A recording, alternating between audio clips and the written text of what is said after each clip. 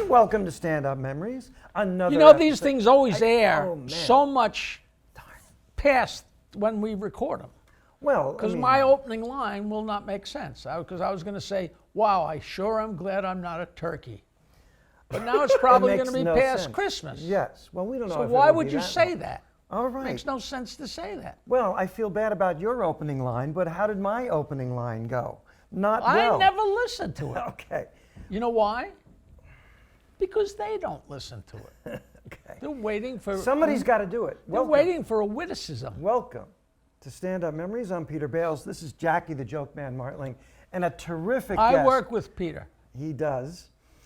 And our guest is really a terrific comedian named Tom Kelly.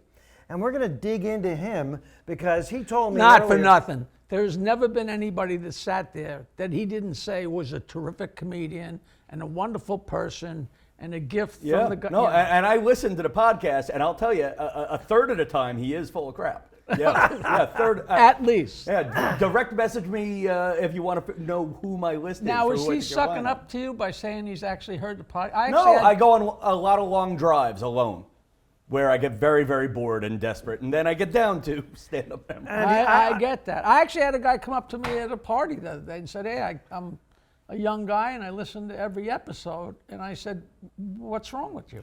I had a divorced woman come up to me and say, hey, I've heard your podcast and I'd really like to hang out with you. That's great to know you're talking to your ex-wife.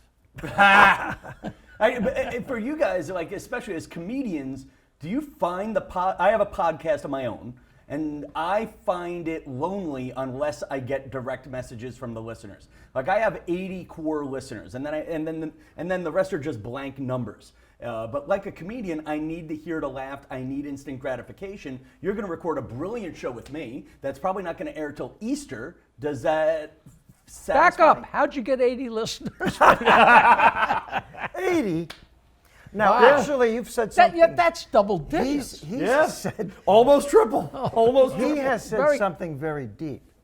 Now, Jackie has the most experience in radio here. Yeah. But actually, I did radio for a year on WABC in New York on the weekends. And I remember people coming up to me months later, saying, that was a really funny bit that you did. And it's not an immediate response that you get. It can be way later. It's not like stand-up at all. You don't get the immediate gratification. Yeah, well, at least even When in radio. you do yours, you do one of the things where they can slug line in and No, I do it. So I do it two different ways. Either I'll do it in my home studio, which is like this studio but with much less fancy equipment, and then the other way I'll do it is on the road. But the next day I have like a little Facebook group. They'll message so the me. feedback is The comments. feedback, yeah, or they'll go to my Instagram, Tom Kelly Show, and send little comments, or hey, I heard, or they'll share a story that they listened to it. That's great. Yeah, but like even with when you guys were on the radio, though, did you have I know you had a call-in board on Stern where you knew a bit was going well if people were calling in. No? We didn't pay any attention to any of that. No, it was moving too fast, and we just assumed we were doing all right because we kept adding stations, Okay. But feedback is the greatest thing in the world. I suffer because I'm still 25 years later. I got so many Stern haters that if I was elected president, they'd say, what'd you do? Steal it? Okay. So. Well, I'm glad you're over it. I will never be over it because I have to work with you. And that is my punishment. Well, Jackie, we call this failing up. Okay. That's right, failing up. Listen, I had a great career, and now I get to be interviewed by Peter Bales. I feel good. Tom, you recently told me you're not sure if you're a Long Island comedian or a New York City comedian or a comedian at all. Are you having I am having a huge identity crisis. Where are you from? I do not know. So I was born in Brooklyn, raised on Long Island. The history of my career in a minute is I'm most known for doing TV warm-up in New York City. I worked at The View for about 11 years. Then I worked at Good Morning America for a couple of years, and the pandemic came and shut it all down. I started doing stand-up because I was sort of spoiled with paying work in the city. I really have never done the deep road. You weren't doing stand-up before you were doing the warm-ups? Yes. Yes. Yeah, I don't know anything about warm-ups, but isn't that odd? Is it usually comedians that do that? Yes. Actually, it doesn't have to be a comedian, especially nowadays out in LA. It's personality. It's personality. In fact, I would almost say it's almost like being the house MC at a club where you never get to do your material. And the hard part is... But it's a good way to meet broads. Oh, for working at the View? Not at all. Broads. No. For those of you first of all, under- using the word broad can't get the View. I don't say tomato anymore. No, he doesn't. But those of you under 60, that's a way of rudely referring to women. And of course, we like... I only say that to get under his skin. That does. is the only reason. But broad is a good word. It does make you laugh when you're doing it as a joke. It's It's a Yes. good comedy word. I And wasn't joking. Jackie, when a woman has nice legs, says, "Wow, check out those gams." Gams is a... I have never said the word Yes, you gams. have. You say gams. I do not. Never. But I want to bring something up with Tom. Wait, you didn't say we're on Long Island. Massapequa. In fact, right now, the weirdest thing I'm known for is I'm very popular on Instagram for making fun of South Nassau County. I am a star in Massapequa. I am famous south of the southern state, east of the 135 and west of Route 110, down to the Great South Bay. Don't even tell me. I'm guessing, Jesus Christ. I don't want to insult you. Are you 50? I'm 48, but when I color my hair, you'll think I'm 49 and a half. So that's close. So, okay, because we were stars in Massapequa for about a half a second 50 years ago when there was a little club there. Famous for one block. What comedy club was in Massapequa? It wasn't a comedy club. I played music in a place called Neptune South. Okay, I know it existed, but I really didn't get to Massapequa until about 35 years ago. But I've heard it just through other comedians. What made that club great? Wait a second. I want to talk to They would hire us. I want to talk to our national audience. Okay. And our international audience, Massapequa. Neptune Pub and Neptune Pub South were two places where my band played in the 70s, and it meant nothing. But he might have said, "Oh, my uncle owned that club," so I was taking a shot. Would you call it a dive?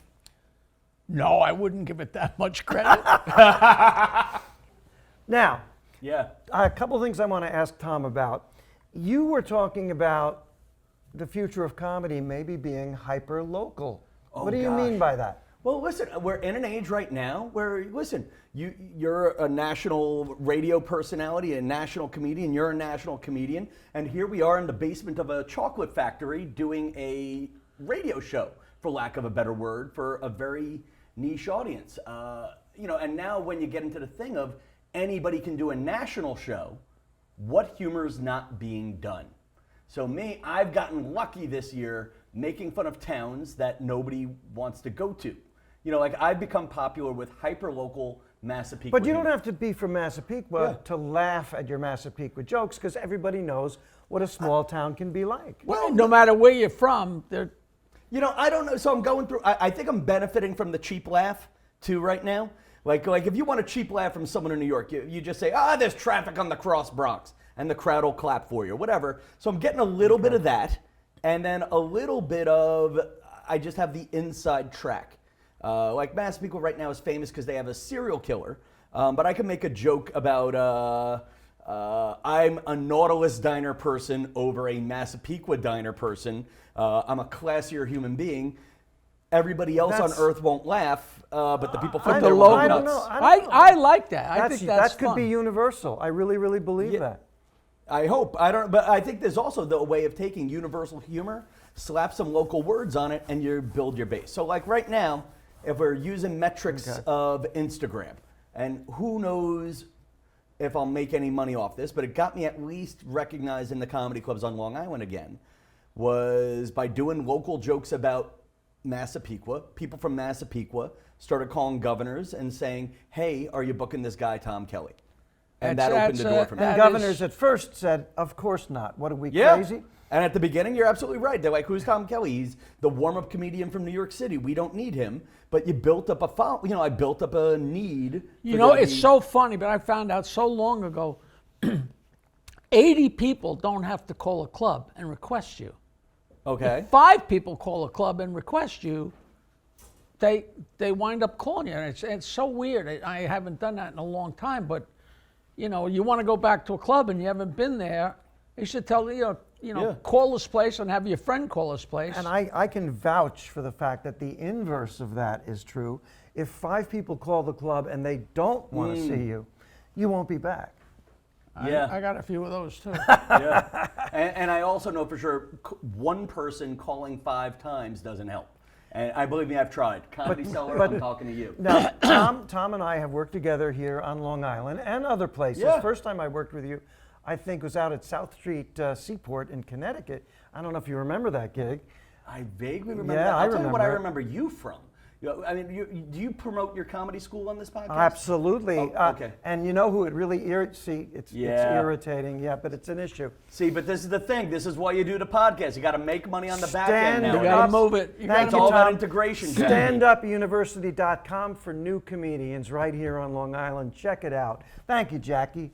You're very welcome. Now, One of the first things I remember when we started going on the road, so many people would say, "What's the bad section of town? What's the worst road?" And they would insert that in their act to get the local laugh, which makes all the sense in the world. But there's so many clubs, and every Tom, Dick, and Harry is a comedian now. I love the idea of trying to make it fester locally because it's just so spread out, and forget about people paying airfare. The prices, it's like everything. The people at the top are making gazillions, and the rest of us are, fighting for the scraps. Well, you know what it is too? You need. It's such a common phrase now, but you need a niche in what you're known for. My problem is I'm the Caucasian host. Peter is known on Long Island as the best Caucasian host on Long Island. Pitching inside baseball just to the two of you. I might have been the best warm-up comedian in New York City if you couldn't afford Joey Cola. Inside baseball. check out our Joey Cola programs. You've had him on, right? StandUpUniversity.com. We had several episodes with Joey. He's amazing and a terrific And Eddie friend. Brill was a long time. Eddie Brill. Yeah, Eddie Brill. And there you go. Now I'm down to number 3 in just 2 seconds. But now you need, what's your niche? So right now I'm Mr. Long Island, which is working for me. You're not just known as the guy who was on Stern. I have a friend who's obsessed with trying to stump you on a joke. You were very kind to his son on some sort of Zoom interview where you let the kid stump you, and the 7-year-old is so proud of himself thinking he stumped the joke. The kids always get me. Do they?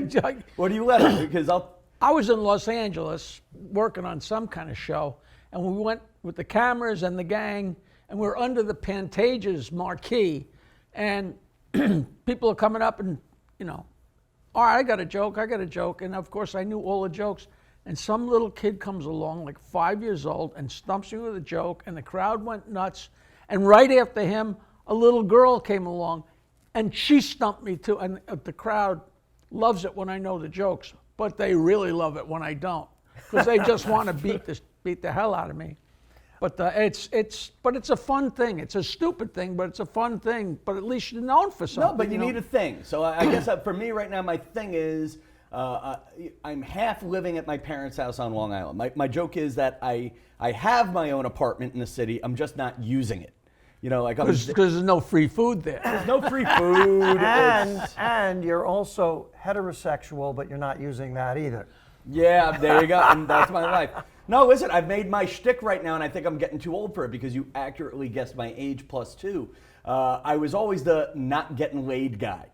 And, comedy's based in truth. And I think it is. That works for you. Now, starting to work for you. Why did you foster that name?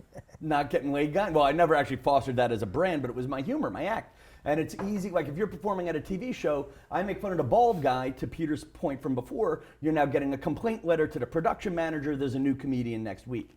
Especially on TV shows, if you make fun of yourself, you're not going to human resources. Towards the end of my run at Good Morning America, there were people from the staff calling HR about jokes I told on TV. You know, and it's just like, whoa. And like I had one in 2016 when Trump just first got elected. If someone was from another country, the stock line was, oh, you're from another country? Thank you for coming to America while it's still open. And it got a laugh all the time at The View. Did it at Good Morning America. A politically correct kid said, he's making fun of Mexicans. And I remember being in HR, and the HR woman says, are you making fun of Mexicans during your act? And I said, no. Canadians, yes. Not Mexicans, because I know who can get me fired.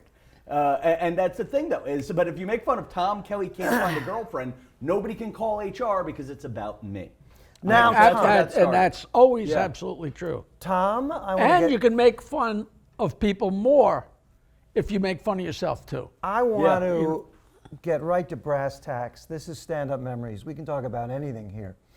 You didn't mention a significant part of your resume, which I, if I was you, would be very proud of. And sometimes when You wouldn't lead with not getting laid? that's hurtful. But tell me about the time you spent working for Rosie O'Donnell. And I just want to go on record and say I'm crazy about Rosie O'Donnell. I love her. And you can mention her on this show anytime. Yeah, I love Rosie O'Donnell. She is the fairy godmother of my career. She is. Yeah. I mean, listen, when you talk about, we were talking during the pre-interview when Jackie was holding his fingers in his ears and ignoring us. You asked me when I started. And I really have three I started in comedy stories. My first I started in comedy story was, I was an NBC page, and there was a talent show with Al Roker where all the pages were going to do a talent. Give us a year. Yeah, what's that? Yeah, that was a year-long program. And what year? 1998. Okay. Yeah. He's a kid. Yes. And I was already done. Go ahead. And to speed through that story, we all thought we were going to be famous after performing in front of Al Roker for 5 minutes. Al Roker, the most gracious celebrity ever, emceed the show and whatever, and then suddenly you had that high moment and you're like, what's next? So I'm back to doing open mic nights, back to doing this, and I was a writer's assistant at Rosie O'Donnell's old show. And I really did stand up at night just to sort of say, I'm a comedian too, let me write for you. And I got a bunch of bits on Rosie's show, but then she retired in 2002. But that was a great gig. Being a writer's assistant there, yeah, it was a fun gig. Her show really set the standard, more so than Oprah in some ways. Oprah just took some of her ideas and ran with it even further. I will say Rosie O'Donnell really was the real queen of daytime, except that she got bored of the show after 6 years. At a certain point, she said, I have enough money. I don't feel like doing this anymore. And retired. Retired from talk. Rosie O'Donnell, I knew her before as... She didn't quit to go looking for a man, right? No, I mean, I know you're making a joke there, but what was funny, back in those days, she wasn't even out on television.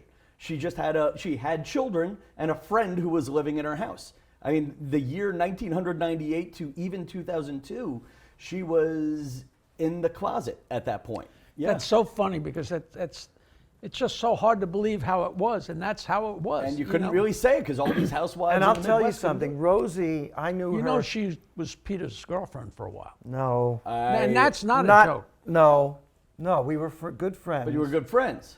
I kissed her once on the lips, and she pulled back, and she looked at me, and she said, "What? No tongue?" No, that's not what she said. She looked at me and said, "I think I'm going in a different direction." And I take She went to the headliner. What I want to say... You're going to get us both fired, Jack. No, what I want to say is, I knew her before. Well, she's both as a director of an improv group she was in, and when she was starting stand-up. Her talent is indescribable. It's so good. She's magical. Rosie O'Donnell is underrated today. Underrated for everything. Listen, Rosie O'Donnell in the year. Underrated. Rosie O'Donnell could talk about this coffee mug, and millions of people will buy this generic white mug. And actually, bringing it back to my career story, I basically started doing stand-up after Rosie's show ended. Another friend of yours, Jeanette Barber, who I know you know, and she speaks very highly of you. Jeanette Barber who's my real mentor in comedy. She and Joey Cola both sent me to find you when you were producing shows on Long Island and Nice. to Who Trauma is Wing. Jeanette Barber? Is she a Jeanette comedian? Barber She was big at the comedy, the one on the Upper East Side, Comic Strip Live was her home club, and she was Rosie's head writer for many years. and Gal Friday. I mean, they were pretty tight. Okay. And Rosie had a show on Sirius XM for a while. Yeah, they and were- she was her sidekick Yeah, on that. yeah. But to finish the story of my career, when you talk about dots and dominoes connecting, Rosie, I was working and doing the road down in Florida, working at Bonkers and a couple of clubs down there, Giggles. You knew it was a good Florida road room if they replaced the S with a Z, and I was doing all of those rooms. And I get a call while sitting in a Wendy's on US 19 saying that, it was from Barbara Walters' office, saying that Rosie O'Donnell recommended you audition to be our new warm-up comedian at The View next season. Can you get here? And I ditched the gig in Florida and flew up for my audition. The job was supposed to last 2 weeks, and I lasted 11 years at the show. All right. And yeah, bringing it back to the magic of Rosie. Remember how I said Rosie could make people buy this mug? Rosie could make people buy me.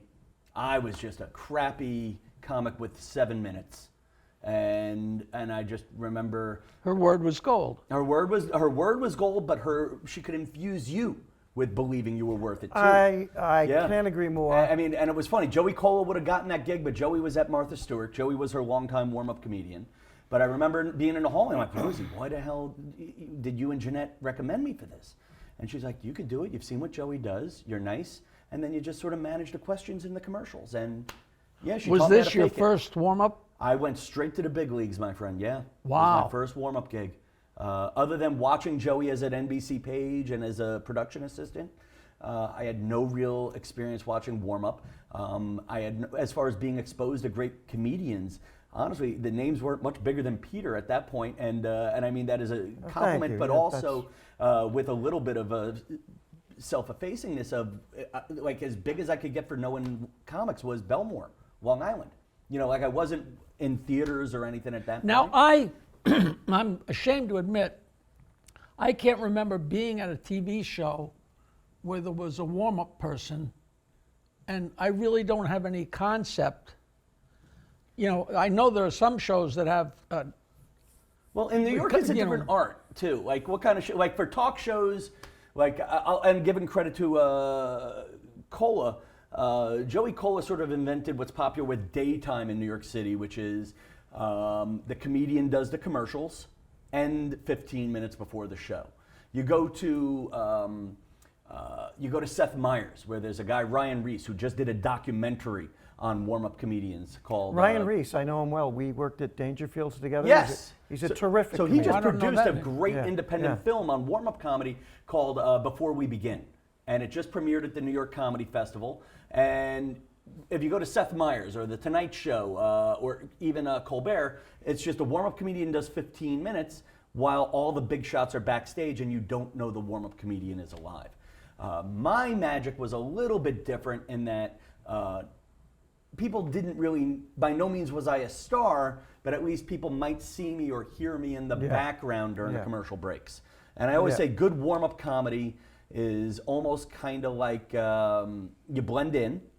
You're not so big that you're making waves, nor are you so small that you lose the crowd. And I always say at all these TV shows, the warm-up comedian is kind of like Niagara Falls. Like they say about people in Niagara Falls, that they're there so long, they don't hear the roar of the falls.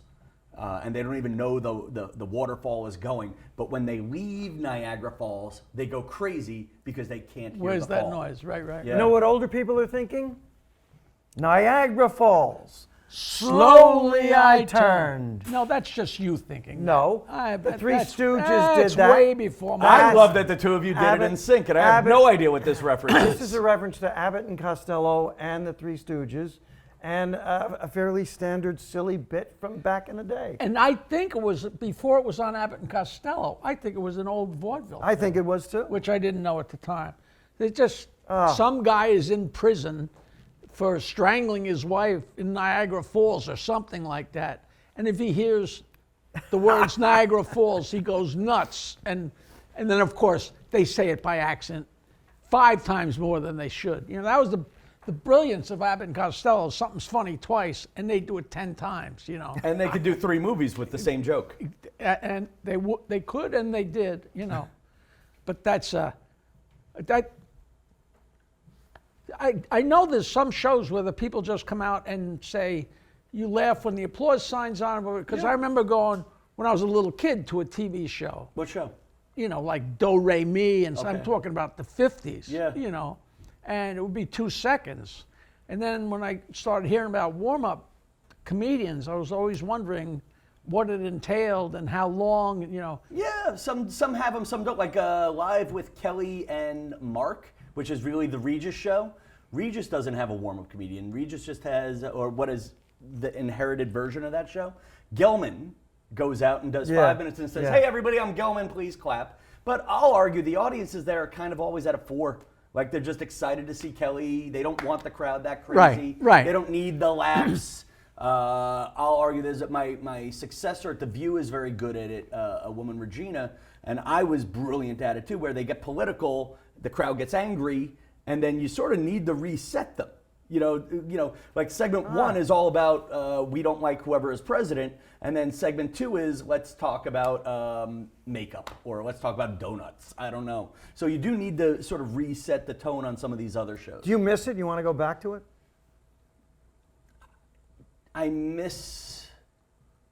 So it's fun. I miss it terribly. I'm ready for the next big thing in my life. That's like, I miss the good days. I miss Good Morning America. I miss my friends at The View.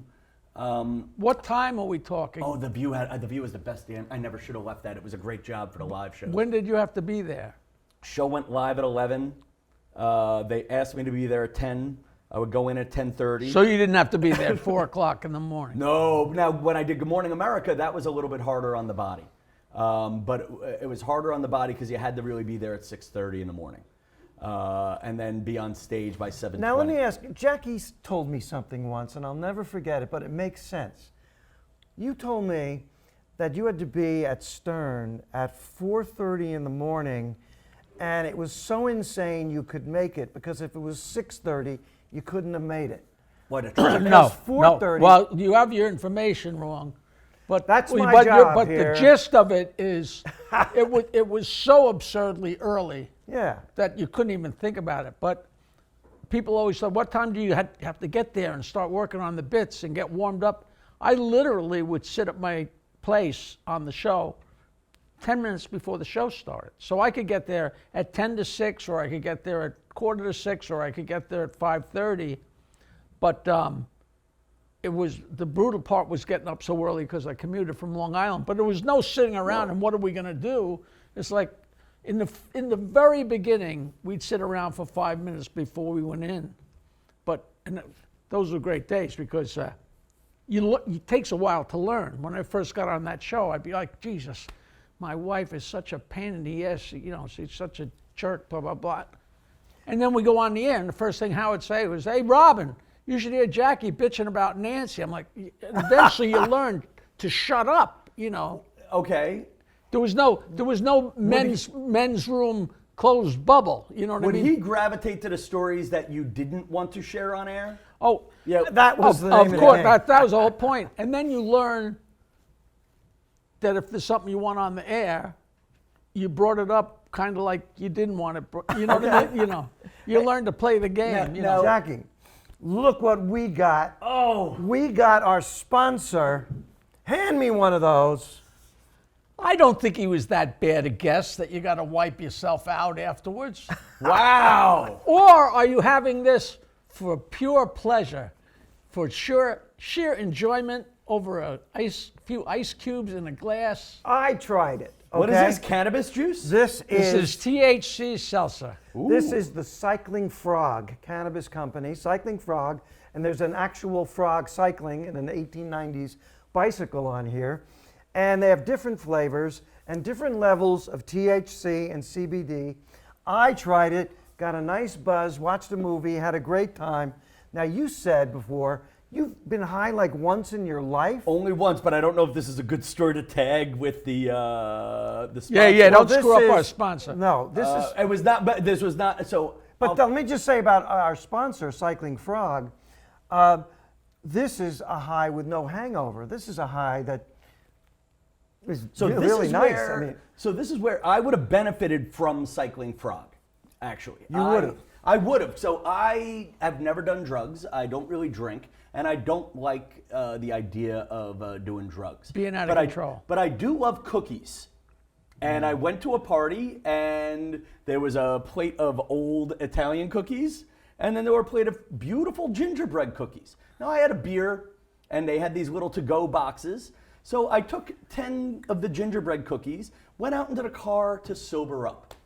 Little did I know these were infused cookies that I didn't know I was eating. And I drove home and did a great job driving till the last half mile, and got out of the car right on time and all that.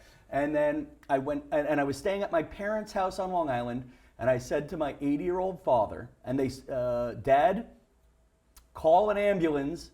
Either someone spiked my cookies or I'm having a stroke. Is this a true This story? is a completely true story. I'll drop names when we're off air. well, I'll tell Were you something. dizzy or high or? And so my father asked me that, and I just went, Dad, time is getting slower.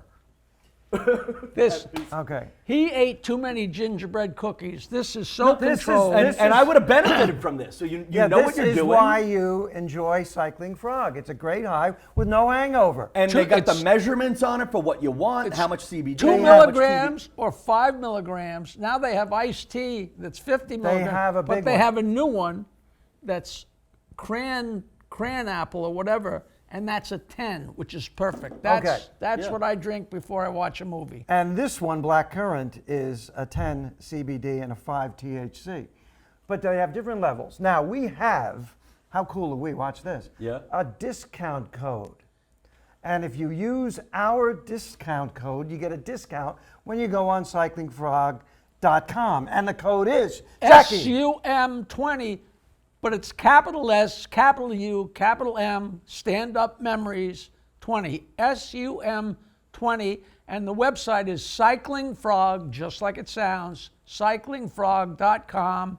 And it gets shipped immediately if you order more than $50. Free shipping. That's why I order like $700 or $800 worth to get the free ship. And I guarantee you, no salesman will call. Just go on there and order some. I guarantee you will love it, right? Right. SUM20 is our discount code. SUM20. Say it at home together. SUM20. Oh, man, we need a warm-up comic for You this do. show. We do. You do. See, that's where you make your money back on me. Tom Kelly, you are terrific. That is a funny idea. We will have him come back and do, Warm up for no audience. but it'll be like Star Search. You get like 14 seconds. Now, Tom Kelly, we want to have you back. You're so funny. You're so terrific. Hyper-local comedy, Massapequa. But I think you don't give yourself credit because I think that comedy transcends Massapequa and goes national. Well, and that's the hope. But you know what? If slapping a friend of mine had a great line, Tom, build your brand. You know, listen, I have a podcast. That's great if you want to. The joke about my podcast is it's me getting back to having fun. But if you want a friend from Massapequa, it's all Tom Kelly Show. Well, Your how do friend they from Long Island. how do they find your podcast? So I am TomKellyShow.com for my website. I am Tom Kelly Show on Instagram. Tom Kelly Show on Facebook. My YouTube is Tom Kelly Show. I'm Tom Kelly Show on Bumble. I am Tom Kelly Show on Venmo if you want to send me some money. What about Tinder? I'm Tom Kelly Show if you want to find out who gave you the herpes on the Tinder. And I'm Tom Kelly Show on Black People Meet, but I am catfishing there. All right. Wow. I am Peter Bales on I think he MySpace. said the way to get a hold of him is Tom Kelly Show. Yeah, There you Tom go. Kelly. That's the name you have to remember. Tom Kelly, thank you so Thank you, much. guys. Thank you, man. And Great you job. have been The same.